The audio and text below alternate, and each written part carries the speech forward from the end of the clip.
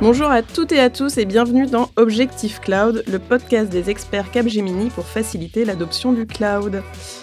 Je suis Delphine Legarles, responsable marketing de l'offre cloud pour Capgemini France et je suis aujourd'hui accompagnée de Sébastien Ollier, directeur Cloud Native Transformation pour Capgemini Invent. Aujourd'hui, nous allons parler du lien entre Target Operating Model et Cloud Responsable. En effet, si les entreprises mettent en place des stratégies de RSE, celles-ci n'intègrent que trop rarement le volet numérique. On sait que 50% des entreprises déclarent avoir une stratégie de développement durable, mais que seulement 18 d'entre elles le déclinent au niveau de l'IT avec des objectifs bien définis. L'intégration de ces stratégies au sein des directions IT implique une transformation de leur organisation, de leur gouvernance et de leur processus, bref, de leur Target Operating Model. Bonjour Sébastien. Bonjour Delphine. Est-ce qu'avant de commencer, tu peux te présenter et nous dire ce que tu fais chez Capgemini ? Eh bien, volontiers. Donc, comme tu le disais, je suis Sébastien Ollier. Je suis directeur au sein d'une tribu cloud chez Capgemini Invent. Et j'ai deux grandes passions dans la vie. La première, c'est la technologie. Et la deuxième, c'est l'évolution des organisations. Et j'accompagne une équipe d'experts au sein de Capgemini qui est dédiée sur la transformation des modèles opérationnels, qui est le sujet d'aujourd'hui. Pour commencer, il faut peut-être qu'on revienne aux bases du sujet. Un Target Operating Model, c'est quoi ? C'est une très bonne question. Nicolas Godillard nous en a parlé un petit peu sur l'épisode 4 d'Objectif Cloud. Il avait donné en fait une définition qui est pour ma part très bonne. Tout d'abord, ce qu'il faut comprendre, c'est qu'une organisation, une DSI, a la vocation à concevoir des produits et des services qui doivent avant tout satisfaire leurs clients. Et pour satisfaire ces clients, ils ont besoin de répondre et de s'aligner vis-à-vis d'une verticale métier. Donc, juste pour comprendre très rapidement, c'est que pour s'aligner avec cette verticale métier, ces DSI ont besoin de travailler et de retravailler leur chaîne de valeur. Et pour pouvoir soutenir cette chaîne de valeur, on a besoin de ce qu'on appelle des capabilities, qui est un ensemble, pour simplifier, de processus, d'activités, de personnes, d'assets technologiques, de règles, de normes. Et un Target Operating Model, c'est la manière dont on va orchestrer l'ensemble de ces capacités pour pouvoir soutenir les enjeux de développement d'une entreprise et, par la même occasion, de pouvoir respecter et soutenir des enjeux sociétaux, notamment le sustainable. En termes de cloud, qu'est-ce qu'une DSI doit prendre en compte pour limiter son impact sur l'environnement ? Alors, beaucoup de choses. Mais avant peut-être de rentrer sur qu'est-ce qu'il faut travailler plus particulièrement, ce qui peut être intéressant, c'est de revoir un petit peu les objectifs. C'est pourquoi est-ce qu'on fait du Sustainable IT ? Alors, au début, il y a de cela encore 3-4 ans, en fait, on était très focalisé sur la réduction de consommation d'énergie des infrastructures. En fait, les bénéfices pour une DSI, ils sont autres. Il y a tout d'abord développé une image de marque pour pouvoir, à minima, ne pas être en retard par rapport à ceux qui le font. Ça joue également sur la marque employeur. On a des enjeux d'attirer de nouveaux talents dans les entreprises. L'IT est particulièrement tendu. C'est un marché assez compliqué pour sourcer les talents. C'est un gros enjeu. Tout à fait. Et donc, en fait, l'objectif, ça va être à minima de permettre aux candidats d'être alignés avec les valeurs qu'une entreprise peut porter, notamment autour de l'écologie et y apporter du sens de ce fait. Après, on a un troisième grand objectif qui est pour moi peut-être un des plus importants, c'est la notion de frugalité. La frugalité, en fait, on l'a à différents niveaux. On a la possibilité de développer une efficience professionnelle, une efficience opérationnelle, capacité de développer de l'innovation, qui est aussi, on va le voir au travers d'approches frugales. Et puis, le dernier, c'est quand on commence à mixer la notion de FinOps et la notion de GreenOps qui avait été vue avec Alban Kornilov et Lucas Loret. En fait, bizarrement, on commence à faire des réductions de budget et avoir des gains financiers qui sont relativement conséquents. Donc, maintenant qu'on a vu un petit peu ces objectifs, pour répondre plus concrètement à ta question, qu'est-ce qu'on doit... quels sont les leviers, en fait, et qu'est-ce qu'on doit prendre en compte ? Ce qui va être important, c'est surtout de le faire d'une certaine façon. Ce qui est important quand on parle de Sustainable IT, c'est d'avoir à la fois une vision holistique, vision d'ensemble, et à la fois une approche systémique. C'est cette capacité de se dire, quand je touche quelque chose dans mon écosystème, ça a forcément un impact autre part. Et donc, de la même façon, en général, on commence forcément par les data centers. Et, mon Dieu, il y a eu beaucoup de podcasts sur ce sujet, avec un objectif premier, c'est surtout de réduire la consommation énergétique. Mais ce qu'il faut prendre en compte, c'est que quand on touche à la réduction de consommation énergétique, potentiellement, ça peut développer une consommation d'eau. Et oui. On l'a vu cet été, la notion de pénurie d'eau est quand même un sujet sociétal au même titre que le reste. Donc, c'est des notions en fait qui sont importantes à prendre en compte. Après, si on remonte un petit peu dans les couches, ce qu'on va surtout constater, ça va être la manière d'éco-concevoir les applications. Et ça va avoir un impact sur l'organisation et on va le voir très rapidement. Vous avez, par exemple, le ministère, c'est une mission interministérielle. C'est ceux qui sont en charge de l'éco-responsabilité du numérique, qui viennent de sortir, là, septembre 2022. Ils ont sorti, en fait, un référentiel d'éco-conception qui ont vocation à être implémenté dans les entreprises. Quand on implémente ces référentiels-là, ça a forcément un impact sur les design authorities, sur la manière dont fonctionnent les architectes. Ça a un impact également sur le mode de fonctionnement de ceux qui travaillent sur la sécurité, mais ça a aussi un impact sur les achats. Acheter une prestation intellectuelle et s'assurer que le fournisseur implémente ce type de règles, c'est un point qui est extrêmement important. Et ça va jouer également sur le développement des compétences. Et le développement des compétences va être un autre pan à adresser justement pour développer en fait sa compétitivité sur les enjeux écologiques. On prend par exemple les langages de programmation. On peut avoir un ratio de 1 pour 80 en fonction si on utilise du C plutôt que du Python ou du Perl. Donc, changer un langage de programmation, ça veut dire changer les compétences de certaines personnes, et donc ça va rejouer et redistribuer les cartes, et il va falloir développer les compétences des collaborateurs en ce sens. Un des axes, c'est peut-être le plus important, je dirais que c'est la data. La data est au cœur des enjeux de nos clients. On a beaucoup de stratégies data qui ont été faites et quand on utilise du cloud, naturellement, on va avoir tendance peut-être à se dire que sur le papier, on peut stocker de manière illimitée nos données. Donc, on va avoir peut-être tendance à pouvoir à se dire je vais tout archiver, je vais tout stocker parce que potentiellement, demain, cette donnée, elle pourra me servir pour définir un nouveau algorithme, définir un nouveau moyen de développer ma performance, que sais-je. Et dans ces cas-là, il va y avoir une question à se poser, c'est comment je fais la distinction entre, d'un côté, le fait de vouloir conserver toutes les données, et effectivement, c'est justifié, on ne sait pas de quoi demain est fait, et de l'autre côté, le fait de se dire que ces données, ça tourne sur du matériel, ça a besoin d'énergie, ça a besoin de refroidissement pour fonctionner, et donc il faut réussir à trouver ce juste milieu, et ce juste milieu nécessite la plupart du temps de revoir la manière de concevoir les stratégies data qui sont déjà en place, de les réaligner, de modifier les trajectoires. Donc, ça veut dire modifier le travail en fait, qui avait déjà été fait préalablement. Et puis, essayer de trouver le bon niveau de justesse sur la bonne donnée, à quel moment, pour s'assurer en fait, de répondre aux enjeux commerciaux de nos clients. Et cela, encore une fois, ça va avoir un impact sur la manière d'organiser, de réurbaniser le système d'information. Et c'est un des éléments, effectivement, encore clé. Ce qui est, pour finir, peut-être sur cette notion, quels sont les pans qui sont importants d'adresser.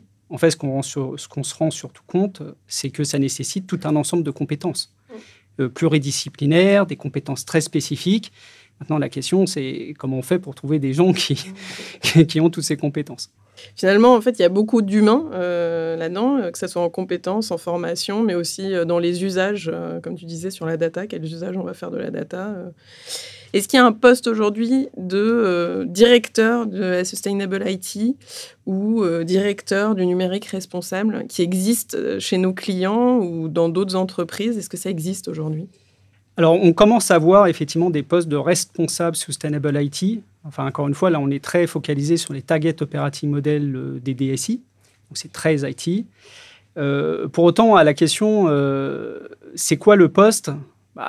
C'est un peu plus flou. En fait, on se rend compte qu'effectivement, ça nécessite des connaissances autour du système d'information. Ça va nécessiter également différentes connaissances autour de la compréhension des enjeux RSE, des achats. On en parlait tout à l'heure. Ça nécessite également de comprendre les cycles de vie du matériel informatique, du cycle de vie des applications, de d'être capable de sensibiliser en fait les directions générales, mais également des opérationnels, de définir des plans d'action, de mesurer tout ça. Donc ça, c'est des choses qui stipulent un peu une fiche de poste. En revanche, à la question « est-ce que c'est un vrai poste qui existe ?», on a quelques clients qui l'ont mis en place. Par contre, on va se rendre compte que si on cherchait dans les formations, on n'aurait pas un vrai programme de formation qui permettrait d'être responsable de Sustainable IT. C'est un peu un double cursus. C'est un peu un double cursus, c'est une double casquette entre à la fois la compréhension des notions écologiques et sociétaux, et puis de l'autre côté, une bonne compréhension de l'IT pour pouvoir faire en fait le lien entre d'un côté une politique RSE et de l'autre côté comment ça se décline en stratégie IT. Et aujourd'hui, comment les entreprises peuvent atteindre la frugalité numérique dans le cloud grâce à un target operating model ? C'est encore une fois une très très très bonne question. En fait, si on pense cloud, on va penser cloud public hyperscaler. Forcément, il y a de la cause à effet. Alors, un des points peut-être importants, c'est que si on replace un petit peu ce responsable Sustainable IT, en fait, ça veut dire qu'à un moment donné, il faut qu'il soit capable d'identifier par rapport à l'hyperscaler où il consomme des services, quels sont les bénéfices de cet hyperscaler, quels sont les accélérateurs qui sont mis à sa disposition par rapport aux autres. Bon, on imagine bien qu'un hyperscaler, comme tout acteur du marché, a avoir tendance à communiquer sur des sujets sustainable qui sert en fait son image. Donc, il faut faire un petit peu le tri entre tout cet ensemble d'informations un peu parcellaires qui se trouvent à droite à gauche. Après, on a des axes très concrets qui sont adressés justement pour développer cette frugalité. Le premier, c'est les plateformes. Implémenter une organisation de plateforme cloud, notamment au sein d'une DSI, c'est quelque chose qui va permettre de rationaliser les usages. En gros, ça permet de rationaliser la plupart du temps 80% des usages. Vu qu'on rationalise ces usages, on centralise les opérations, on mutualise les infrastructures qui sont consommées, et donc de ce fait, on participe activement à la contribution autour de l'écologie. Après, il y a également la manière dont on conçoit les services numériques. À partir de ces plateformes-là, encore une fois, on en parlait un petit peu sur la partie innovation juste avant. Ce qu'il faut comprendre, c'est que quand on a une approche itérative sur la manière de concevoir ces produits, ça veut dire qu'on est surtout focalisé sur quelles ressources informatiques je mets en place, quelle main-d'œuvre, quelle personne j'utilise pour pouvoir le faire, et surtout quels moyens financiers je mets en face, et toujours dans une optique de répondre aux besoins du client, à la valeur en fait qu'il attend. Et donc cette approche itérative va nous permettre en fait de consommer juste ce qui est nécessaire, et au fur et à mesure que le produit va grandir, qui va avoir de plus en plus d'utilisateurs, en fait, d'adapter la consommation des ressources énergétiques en fonction. Ça, c'est sur la partie plateforme. Il y a un autre point qui me vient à l'esprit, c'est peut-être que quand on utilise du cloud, en fait, on a un état d'esprit qui est derrière l'utilisation du cloud. Ce n'est pas seulement de l'infra, hein. Il y a tout un concept, le self-service, l'autonomie, etc. Et donc, très souvent, le fait d'utiliser le cloud permet à un moment donné de modifier les cadres de cohérence technique, de modifier également les cadres d'architecture pour s'assurer que demain, ceux qui consommeront ces services cloud le feront de la manière la plus frugale possible. Je vous donne un exemple. On fait beaucoup de gros programmes de transformation ces dernières années, de plus en plus d'ailleurs. En fait, ce qu'on constate, c'est que quand on fait un programme de transformation cloud, un des intérêts, c'est d'aller modifier ces cadres de cohérence et d'architecture qui permet, in fine, de pouvoir diffuser tout un ensemble de bonnes pratiques, dont l'éco-conception, pour s'assurer que tout ce qui est transformé maintenant prend déjà partie de toute la valeur et toutes les bonnes pratiques qu'il peut y avoir sur le marché autour du sustainable. Et après, il y a un autre point, c'est peut-être autour des modèles d'opération liés au service cloud qu'on va utiliser.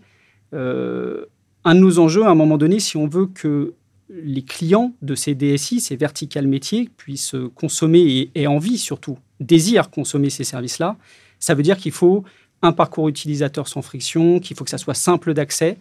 Donc la plupart du temps, on va aller concevoir des offres de services qui font office de couches d'intermédiation, qui permettent de décomplexifier tous les services cloud, tous les trucs hyper techniques, qui sont souvent pas... où les développeurs ne trouvent pas d'intérêt, pour aller faciliter la consommation de ces services et donc, par essence, de permettre à ces équipes de développement de reprendre la main sur certaines opérations qui se trouvaient avant dans les équipes de production IT. Donc, dans cette recherche de frugalité du numérique, est-ce qu'il existe une différence de target operating model entre les entreprises qui ont une forte empreinte dans le cloud et celles qui commencent à y aller, en fait ? C'est que des super questions que tu as là, Delphine. Alors, l'operating model qui intègre les enjeux sociétaux, écologiques, donc le sustainable, en fait, n'est pas directement corrélé à l'empreinte cloud et cloud public que peut avoir une entreprise. C'est des choses, en fait, qui sont séparées. Par contre, je pense qu'il ne faut pas se voiler la face. Les capacités d'investissement d'un hyperscaler ne sont pas les mêmes que nos clients. Alors, il y a quand même quelques acteurs, notamment français, qui sont capables, en fait, d'aller développer de la recherche et développement autour des nouveaux systèmes de refroidissement, par exemple, pour leur data center. Mais au bout du bout, utiliser des services d'un cloud provider public, donc avoir une forte empreinte, permet très rapidement d'aller profiter de ce qui se ferait le mieux sur le marché à l'instant T, parce qu'il ne faut pas l'oublier, la compétitivité des hyperscalers, c'est la richesse du catalogue, c'est les coûts, c'est la sécurité et c'est sustainable. Donc, ils investissent massivement là-dedans et c'est un des leviers. Après, d'un point de vue organisationnel, ce qu'il faut comprendre, c'est que ça va être différent en fonction de l'ambition et de la maturité qu'une entreprise a sur ce type de sujet. On le disait tout à l'heure, il y a des entreprises qui ont déjà 1 ou 2 personnes qui sont dédiées au Sustainable IT dans leur organisation. En plus de ça, voire même à la place, ça dépend en fait de la maturité des entreprises, on peut retrouver ce rôle, vous savez, cette connaissance autour du RSE, les bonnes pratiques, l'architecture, etc. On va retrouver ces rôles, mais on va les retrouver diffusés soit dans un centre d'expertise. Souvent, en fait, c'est diffusé au sein du CCOE, qu'on n'appelle pas CCOE dans les organisations. C'est plutôt les Cloud Acceleration Team ou ce type de dénomination. Et de l'autre côté, en fait, on peut aussi le retrouver pour les entreprises qui sont plus matures et qui auraient implémenté des organisations autour des plateformes de services. On peut retrouver ces rôles-là directement implémentés dans ces plateformes de services. Ce qui est important, à mon sens, à retenir, c'est qu'un target operating model qui intègre les enjeux de nos jours, et le Sustainable IT en fait partie, c'est quelque chose qui est primordial. La question, ce n'est pas de savoir est-ce que je dois le faire, est-ce que je ne dois pas le faire. De toute façon, c'est une obligation. Donc, à partir de ce moment-là, je pense que ce qui va être important à retenir, c'est qu'il est important de toute façon de le structurer, peu importe son niveau de maturité, peu importe l'ambition qui est derrière. Soit on commence petit, soit on peut avoir directement des personnes qui sont dédiées à ce type d'activité. Après, un des points qui est peut-être clé, c'est que le fait d'intégrer ce type de réflexion dès à présent dans les initiatives autour de l'évolution des organisations des DSI permettra de demain pouvoir s'assurer que le Sustainable IT, comme on l'a fait d'ailleurs sur le FinOps, soit bien intégré sur l'ensemble des initiatives, sur l'ensemble des projets de transformation des DSI. C'est plus simple que de refaire une fois qu'on a déployé. Tout à fait. Merci beaucoup pour cet éclairage, Sébastien. Alors, on arrive à la conclusion de notre podcast. J'ai une petite question pour toi. Quel est ton objectif pro ou perso pour les mois à venir ? Oh, et j'en ai 2. Je vais faire le pro et le perso. Le personnel, c'est de grandir, de continuer à travailler avec les gens, d'avoir des interactions avec les gens pour grandir. Et le deuxième, c'est plutôt pro. Là, ça serait faire grandir les consultants, faire grandir nos clients, faire grandir les organisations pour pouvoir intégrer peut-être les enjeux sociétaux de maintenant, qui sont le sustainable, mais demain, autre chose. Ouais. C'est ça mes objectifs. Merci encore Sébastien. Merci à toutes et à tous de nous avoir écoutés. N'hésitez pas à partager ce podcast s'il vous a plu et à bientôt pour un nouvel épisode.